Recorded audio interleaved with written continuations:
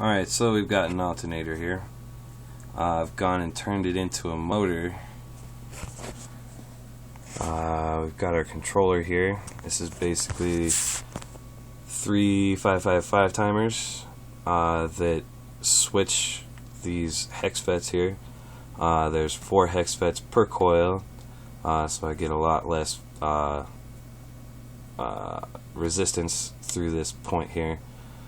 Also, they can handle a much bigger load. These are supposed to be able to handle 50 amps, but I don't trust it. I keep blowing them over stupid stuff. So I went with 4 on each coil here. Thinking with 5 I can probably get up to a good solid 50 volts here. Right now what I'm doing is I'm running it off of 2 PC power supplies. Both of the 5 volt rails will allow for 25 amps before they cut out. So what I did was I went in series. You can see it here. Not the best idea gig right here. I just haven't gone through, grouped everything up, and done a solid, all the red wires over to the black wires here, and then the red wires here to there. I just haven't done it yet, because right now all this CMOS stuff, your 555 timers and the hexfets, they are being run by the 12 volt side here, just to make sure that the hexfets open up all the way. Because if you don't open them up all the way, that's when they'll start burning up, because they're going to be handling most of the voltage. And then along with this, the amperes will be going through there at the voltage that it's at. It would just fry them. Over here, I've got a Arduino here. We're not using anything back here. This is all pretty much nothing except here. This is the point where it all comes in. You can see the red wire up there. It's just hooked to one of the Hall effect sensors. It just comes in here, goes through the voltage divider, comes back out into this little bunch here that goes into our Arduino at pin 11, and displays our RPM and our RPS. The RPS should be divided by 7. I just haven't put it in the code yet, so if you want to divide it by 7, go for it. As far as the motor goes, all I did was I tore everything out of it except for the coils. I went in and left the brushes. As you can see, I've got those connected up there. That's what that black and yellow is. That's for the rotor. The brush is a constant thing. It doesn't have any kind of grooves cut in it or anything like that. So it's constantly giving it a certain voltage. That part right there is controlled over here with this. I use this as a voltage divider. It's a 25 ohm 5 watt rheostat. That's how I'm controlling that. It's coming off of the 5 volt rail in that first power supply there. So basically, the rotor voltage stays in here between 1 and 5 volts. Probably 1.5, that's when it cuts out. Then in here you can see these little wires that come out. Those are the Hall effect sensors. Those are just glued in, kind of tucked into the coils, facing the rotors, so that it picks those guys up. The big black wires are our coils, which is exactly why I'm talking. I need to group everything together, because I've got all that big power wire run off of this one little red wire here. This is where the positive goes.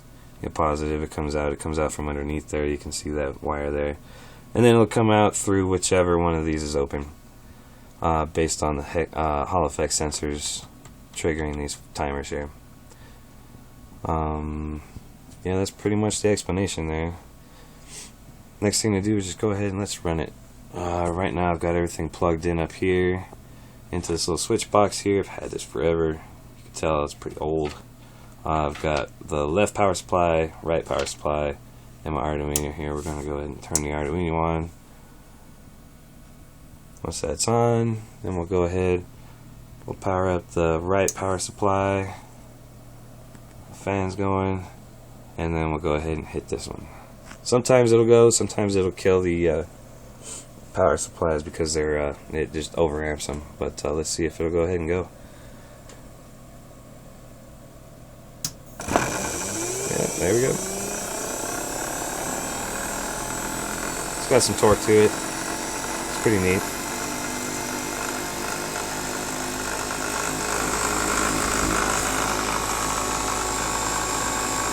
Spinning that pretty good in there. We just got some magnets here to kind of keep it steady. And our RPM, this is what we're looking at here.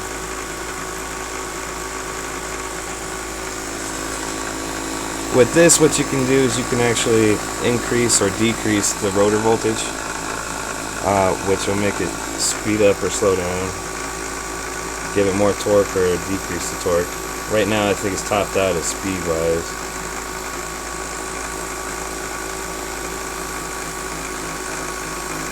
See that right there? There's something wrong with my code. I'm going to post that, see if you guys can help me figure that out. See if I can figure out what the actual RPM on this thing is.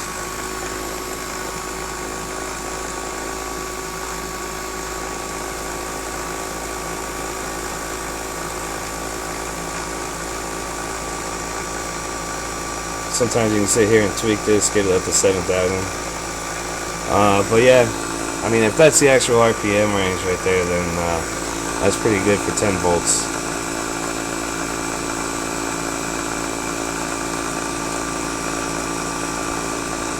But yeah, that's the deal here.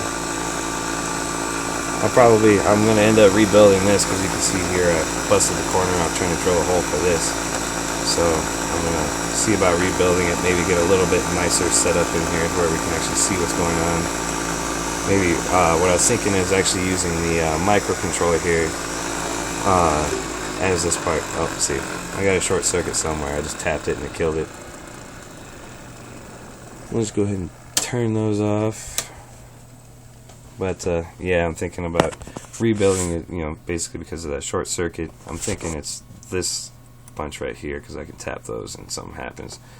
But yeah, under there I may have some issues as far as the soldering goes, who knows. Or I may even just be touching from the top. That's a good possibility. I just thought of that. I'll have to take a look at that. Yeah, I mean, it runs pretty good. I'm thinking I could probably throw 50 volts on it at some point and just see what it does. See if it smokes out. That'd be pretty fun. But yeah, that's my alternator motor. Not quite done. Like I said, rebuild. Get some batteries. That'd be a lot funner. I don't have to worry about short circuiting. I can just go for it. So